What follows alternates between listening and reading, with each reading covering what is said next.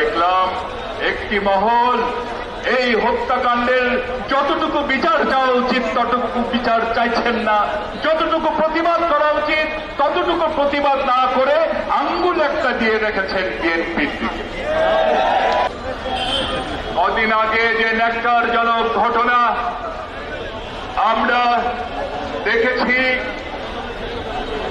আমি যেমন সেই ভিডিওটি একবারে দেখতে পারিনি, একটু দেখেছি চোখ সরিয়ে, আবার একটু দেখেছি চোখ সরিয়ে দিয়েছি। 4 থেকে 5 বার এই নৃশংস বর্বর হত্যাকাণ্ড দেখেছি। আহারে, মানুষ এত নিষ্ঠুর হতে পারে?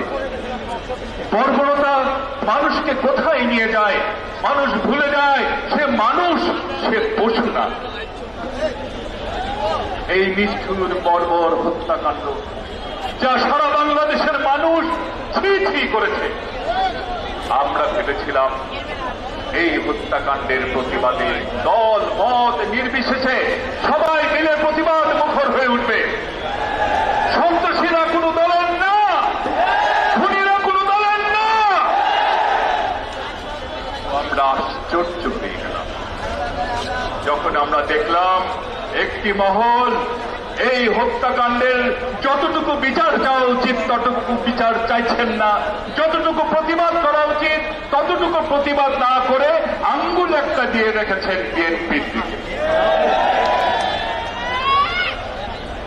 আমাদের সন্দেহ হল, আমরা ঘটনার ভিতরে যাওয়া শুরু করলাম, দেখলাম যে ঘটনাটি ঘটেছে তার 2 দিন পর, যখন খুলনায় আমার এক ভাইয়ের রক কেটে নেওয়া হয়েছে, রক কেটে নিয়ে আমার এক ভাইকে হত্যা করা হয়েছে।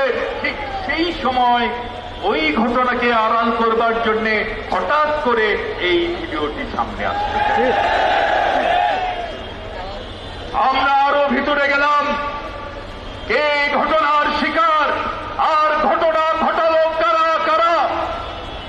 আমরা লক্ষ্য করলাম একটি ভিডিও ধারণ করা হয়েছে, সে ভিডিও যে করেছে সে কেন ঘটনা বন্ধ করার জন্য সামনে না গিয়ে নিরাপদ কাছাকাছি থেকে এই ভিডিওটি করলো, অথচ তাকে কেউ আঘাত করল না। এবং যতই ভিতরে যাচ্ছি ততই স্পষ্ট হয়ে যাচ্ছে এটি নিছক একটি দুর্ঘটনা নয়, এটিকে বিএনপির বিরুদ্ধে একটি সাজানো গোছানো চক্রান্ত ছাড়ার কিছুই নয়।